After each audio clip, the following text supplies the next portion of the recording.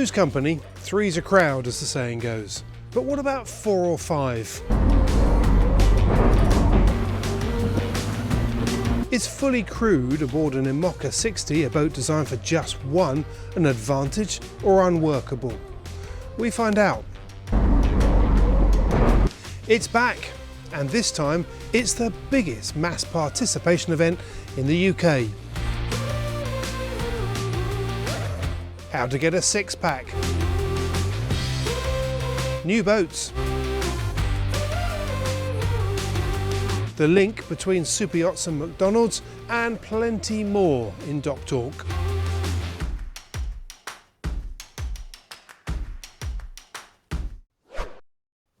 But first, after the excitement of the America's Cup earlier this year, where we saw extraordinary boats achieve blistering speeds, if you thought none of that had anything to do with the way that you or I may go sailing in the future, take a look at this. Looks familiar, doesn't it?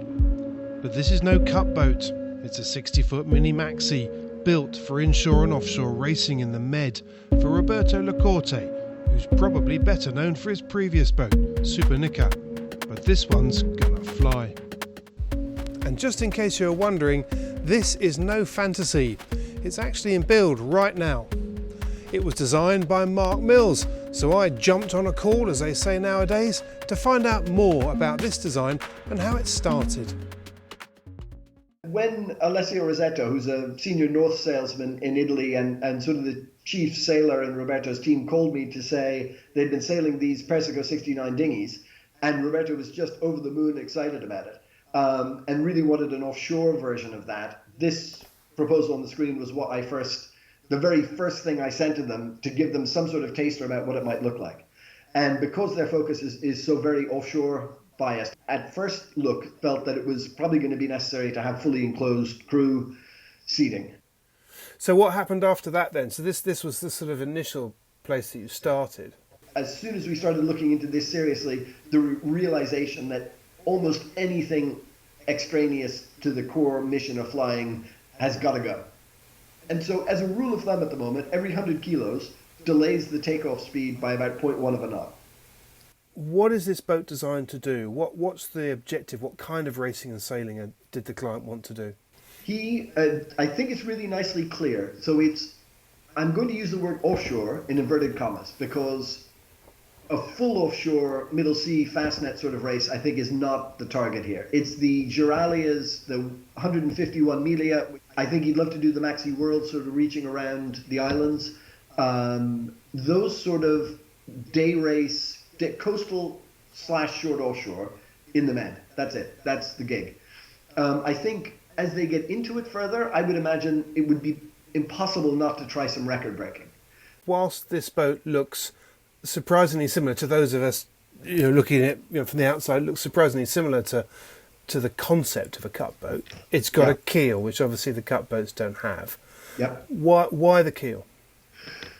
So once you sign up for an offshore special regs category 3 race, which is a Giralia or a 151 Milia, then you have to meet the stability obligations that are part of offshore special regs. And I think it's clear that you could design this boat so that it could sail with or without a keel, because technically it's really just there for the FKR, for the rule stability pass. And so maybe there's a chance that in rule breaking sort of efforts you could try sailing this without a keel. Interesting. The other thing that stands out is that the foils are rather different. They look different. The foil arms look similar to the cup boats, but the foils themselves look a bit different. At the very beginning, it was clear if we were going to do this, we had to view this project more like an America's Cup mule. We need to take solutions that we understand and that don't carry much risk and assemble them in a way that delivers a foiling boat to the client. We don't have huge money, we don't have huge time, we've got to keep this simple. The more we looked into this, the more clear it became that we could build a single solid wing, change the angle of incidence of the whole wing much more simply. We don't have any issues with the wing flexing, and in fact we can start using the wing flexing to our advantage to wash out lift, for example, as it comes under increasing load, or maybe using it so that one part of it can pop out of the surface to degrade lift and limit give it a little bit of self-ride capability in waves. So the entire foil moves on the bottom, and presumably that's hydraulically actuated, is it? And Yes.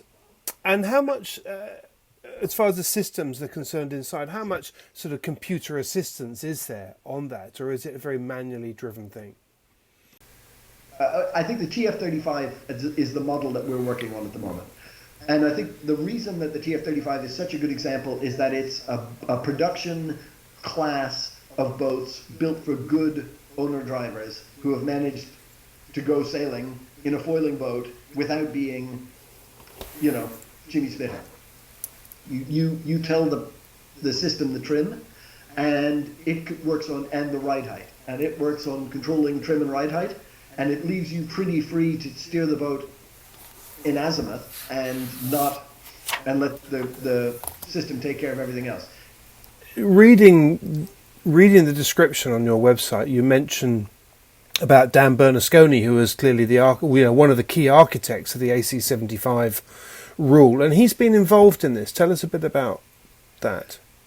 So Dan's the creator of a software VPP, a dynamic VPP called Gombok. But he started developing this dynamic VPP for foiling boats back when it was America's Cup catamarans, and has been evolving it with TNZ ever since, and has basically taken it commercial and made Gombok available to designers for foiling boat projects.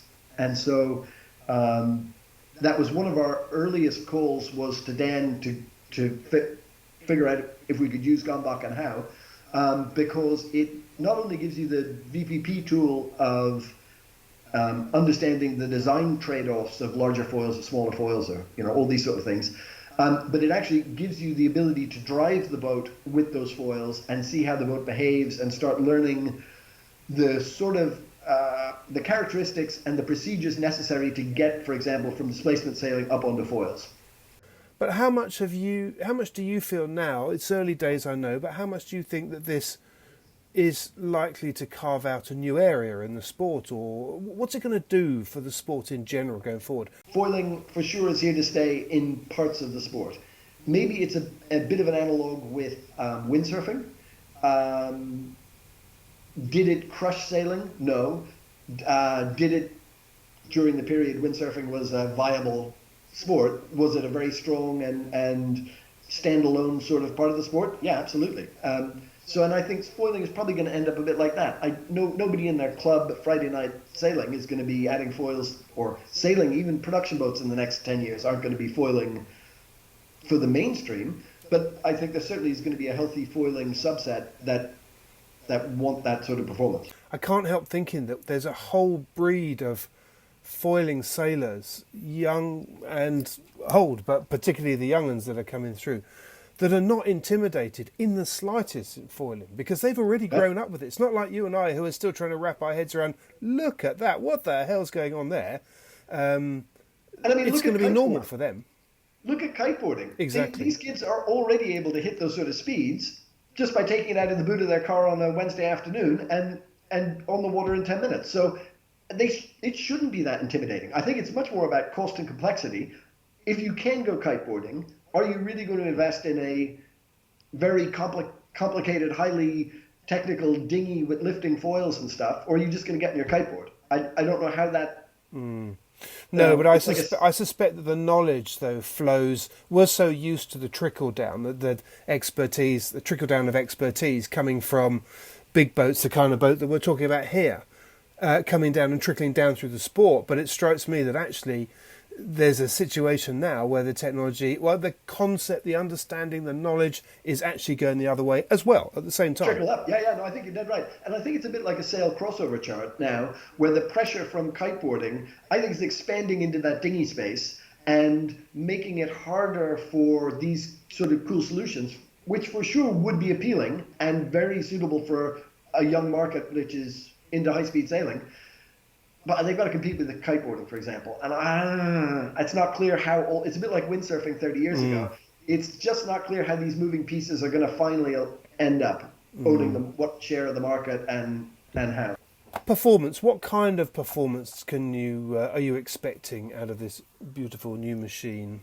Ballpark is sort of VMG upwind boat speeds of just under 30 and VMG downwind boat speeds of just under 40.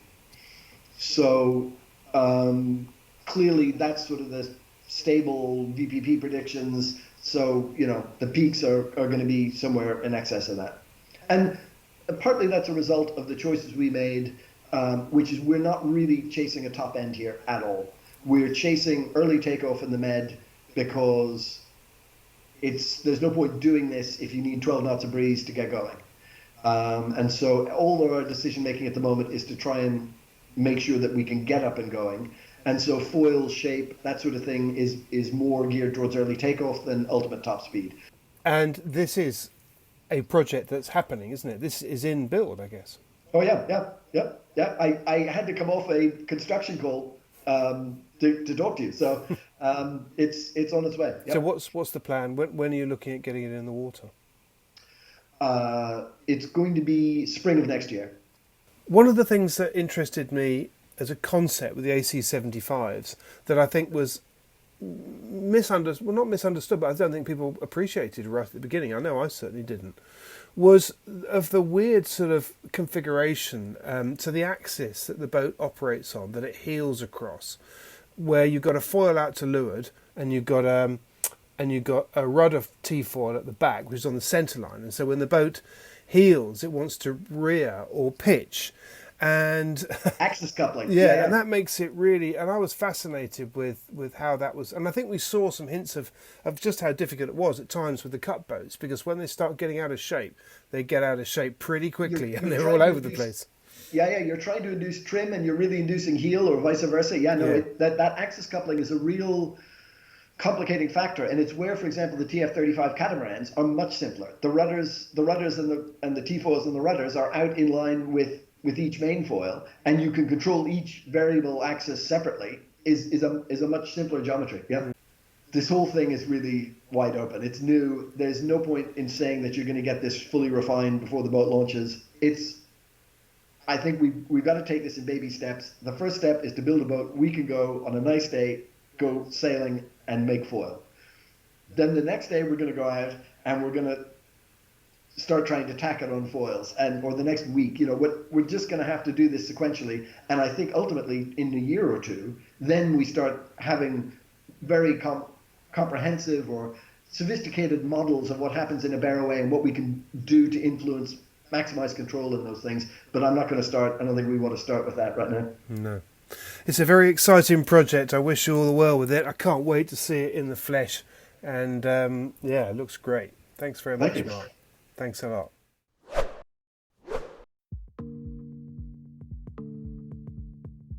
If you've sailed an X-yacht, you'll know that there are several key things that this Danish yard delivers. A silky smooth feel and the ability to change gear quickly and easily. The new X56 is said to be no different, and while you can handle her almost entirely at the touch of a button, that's not the main reason why this luxury blue water cruiser offers such versatility. Her new bow design provides an important clue. It's been designed to accommodate 3 furling sails as far forwards as possible, an 88% self-tacking jib, 106% Genoa, and an overlapping Code 0. She also has an integral bowsprit for the Jenica, and with the option to go for an in-boom furling mainsail, the X56 clearly has the horsepower, but also the means to control it, and in that sense, nothing has changed. Oyster yachts are launching their first sub-50 footer since 2007.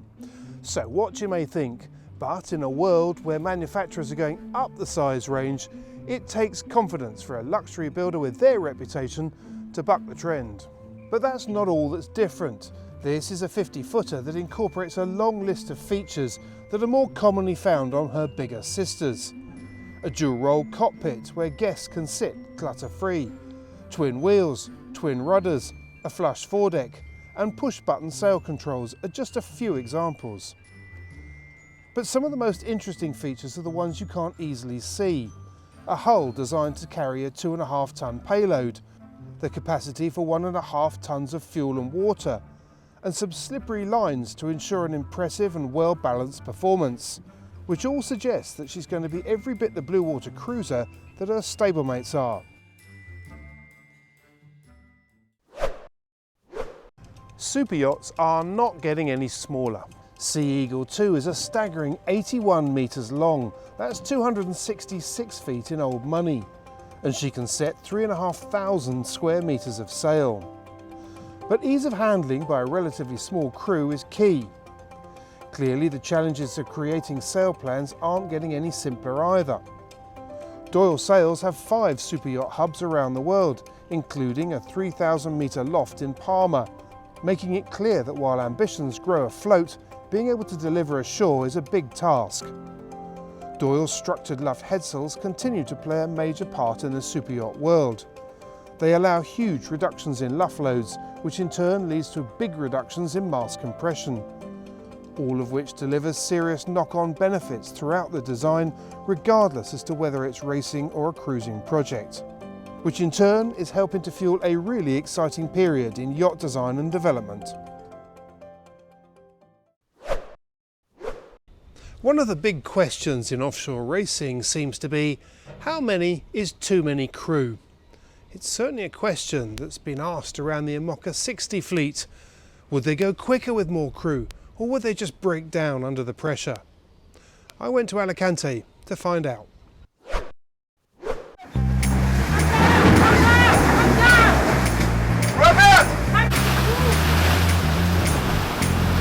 Since the IMOCA 60s became part of the plan for the ocean race, there's been much debate about how this would work in practical terms. Would putting a full crew on a boat designed for one actually work? And is 4 really a full crew? It might be for a solo sailor, but to someone more used to a VO65, it might still feel rather lean. Would there be enough space? How much harder could the boat be pressed? And would they actually be quicker? The Ocean Race Europe provided the first opportunity to answer these questions. And who better to give us an insight into this than someone whose background is both in Olympic campaigns along with 2 round-the-world races with a full crew. The most obvious difference with the IMOCA is that it's set up for very short-handed sailing and particularly that not to be driven. You know, when they're racing in the Vendée, I think over 90%, probably most of the time, they're not driving, it's on the autopilot. So for me, that was a bit of a shock, realising that we won't really be steering in the race, or so I thought. And it's quite hard to drive. It's with a tiller. When it's windy, it takes quite a lot of force, and also to find somewhere to sit and to drive and be able to see. And then inside the boat, yeah, I mean, it's really designed for one small person, I think, so it's pretty cramped.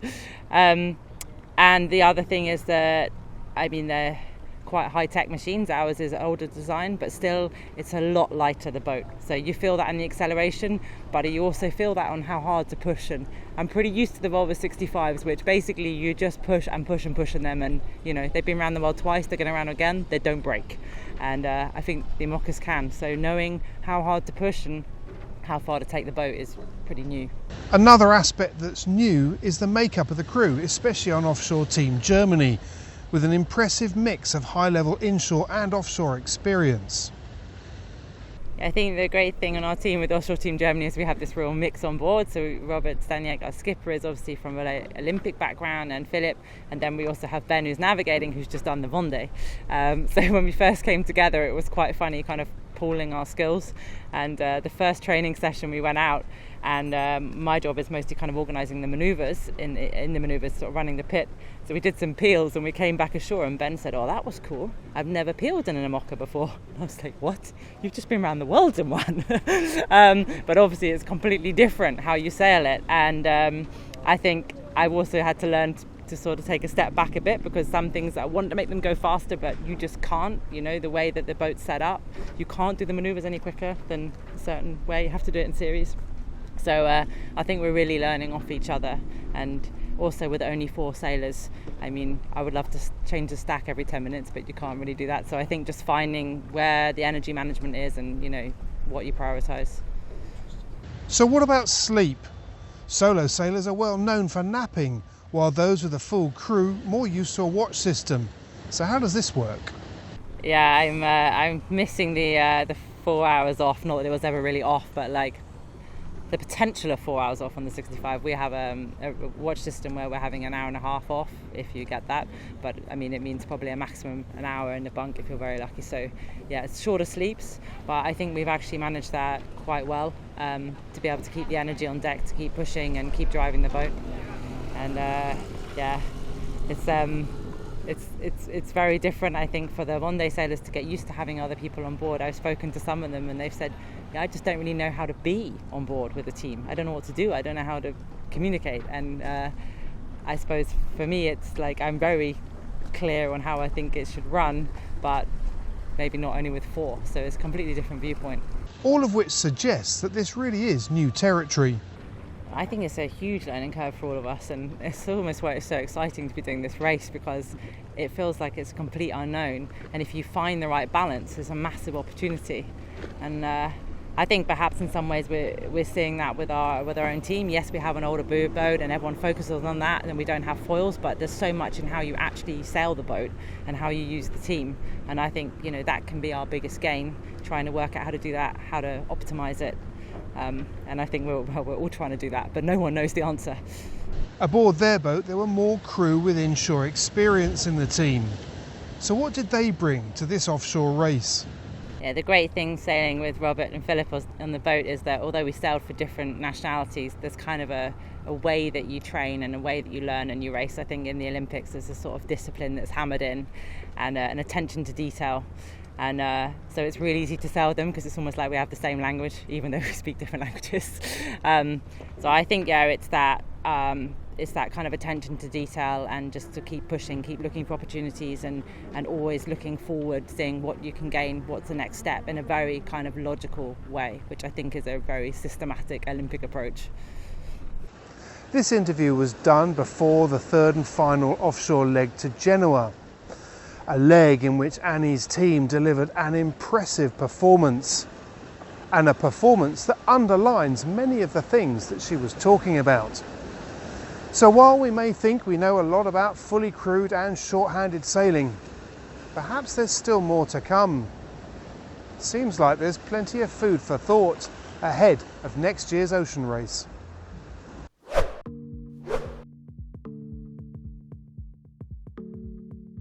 Fancy a six-pack? When it looks like this, who wouldn't? The Persico 69F is an exciting foiling one-design monohull, but it's more than just a wickedly quick boat. The six-pack rental formula provides a fleet of Persico 69Fs for a variety of full-on events. The Youth Foiling Gold Cup is a 3-event international youth circuit for under 25s. The Persico 69F Cup is 4 international Grand Prix events, which consist of 3 days of training with experts and 3 days of racing. But the 69F project is also about taking foiling deeper into the mainstream sailing world. Olympic medalist Santiago Lange has created a foiling academy in Malchesney on Lake Garda, joining the 69F programme. Alternatively, you can sign up for a custom experience organised by the 69F team, either as an individual, a team or a group. Or you can rent one or all of the 6-boat fleet for your own event or project. Or maybe just buy one. Tempting, isn't it? As aspirations get bigger and the superyacht world continues to grow, one of the constants that remains is handling. Sophisticated control systems mean that it's never been easier to sail a superyacht, but sail handling is one of the critical areas. Wreckmen know this. They've been in business for 130 years. They know that reliability is crucial, and that longevity is what makes them stand out. From a full manual emergency backup system to double axial swivel ring bearings, just 2 examples of what make their RF90 furlers the default choice for many of today's superyachts. But what many won't know is that it is this quality and reputation that has driven the growth of their architectural business. From huge furling shade systems to shades for McDonalds in Leipzig. What happens afloat can often have quite an impact ashore. We're all aware that there's an immediate need for a radical change for the health of our planet and people, and the desire for a sustainable future has widespread support. But the reality is that putting theory into practice can be tough. 11th Hour Racing Team understands this challenge well. The team has produced a suite of assets designed to make sustainability accessible for any organisation, no matter the size or industry sector. They call it the Toolbox. Featuring multiple resources including how-to guides, case studies, templates and trackers, the Toolbox is designed for beginners and experts alike. From creating a vision to identifying issues, engaging stakeholders, reporting and communicating, the Toolbox will support anyone who's looking to implement change from the inside of an organisation. It's an impressive project that provides practical guidance, and you can download it for free. The Ocean Race Europe turned out to be a fascinating event, and if I'm honest, far closer than I'd expected. So here's what happened in the third and final offshore leg. The red sails of Sailing Poland are out and they are clear, and they have really played that perfectly. At the start of the leg, 3 VO65s were within 1 point of the overall lead. And they are going to have a real wide lane for themselves to choose from, plenty of fresh air. In the IMOCA 60s, 3 teams were tied on points. There was everything to play for in both classes. There was breeze at the start, but it wasn't going to last. The IMOCA 60s enjoyed some foiling, and AXA Nobel stretched out an early lead. But these were nervous times for frontrunners Merpuri Racing Foundation and Offshore Team Germany. Avantage Team Germany.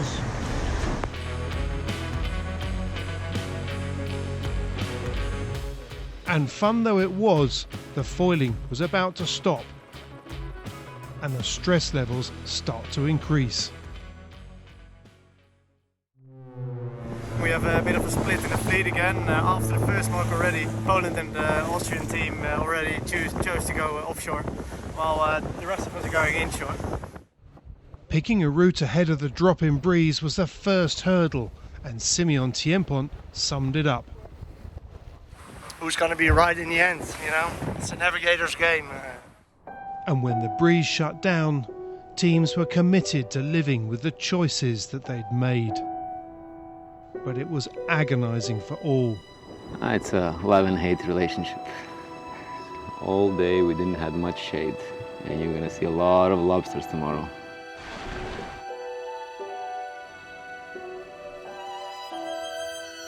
Team Childhood and Team Germany stayed north. The rest went south.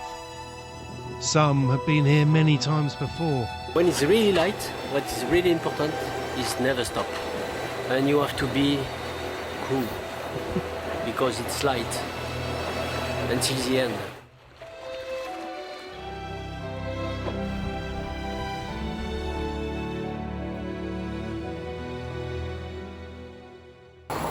Working their way around the Balearics, the bulk of the fleet used light sea breezes to make progress. And when it was time to head north, the result of their choices were revealed. We know down there is Cannes and Monaco and Champagne and caviar. Here we're still on freeze-dried and salty water. In the VO65, Sailing Poland were leading the fleet. The overall race leaders and favourites in this class, Merpuri, were third, with Team Childhood in between. But Merpuri had proved on leg 2 that they were the comeback kings.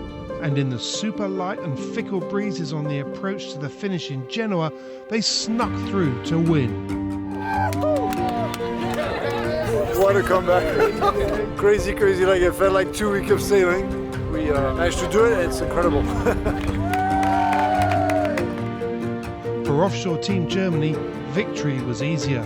They'd led all the way and taken the win. Now it was the oldest boat in the IMOCA 60 fleet that led the class. And while the coastal race shuffled the pack a little, it did nothing to change the overall winners.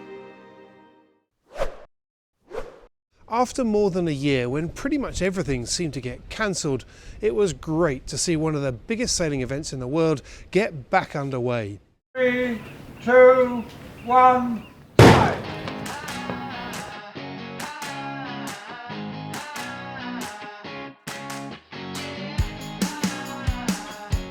When it comes to mass participation events in the UK, there are only 3 that are bigger than the annual Round the Island race: the London Marathon and the Great North and South Runs.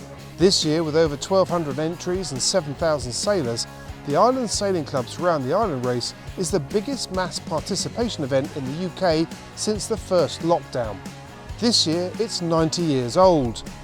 And despite the light breeze and low cloud, the race proved once again what a serious crowd puller it is. The first start was at 6:30. Solo sailor Pip Hare fired the gun. 5, 4, 3, 2, 1, And right from the off, there were plenty of notable entries, from the Giantile teams to the record-breaking Mod 70 power play, Greg City Academy, classics,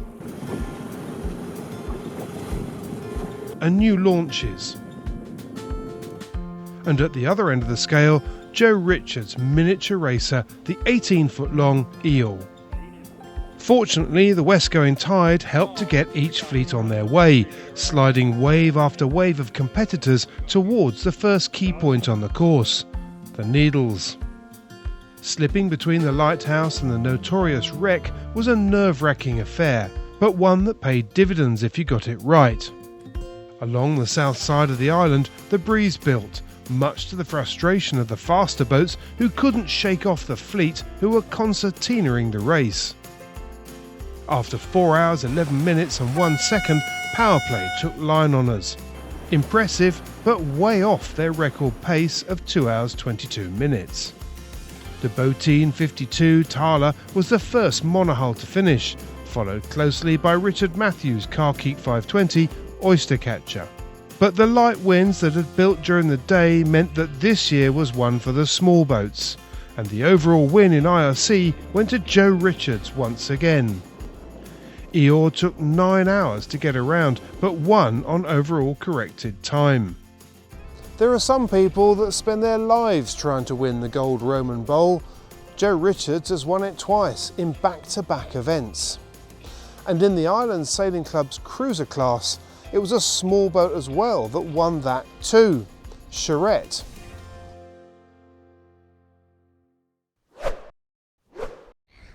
As I'm sure you've already seen, Dee Kafari has been producing regular reports for us on her progress in the double-handed class this season.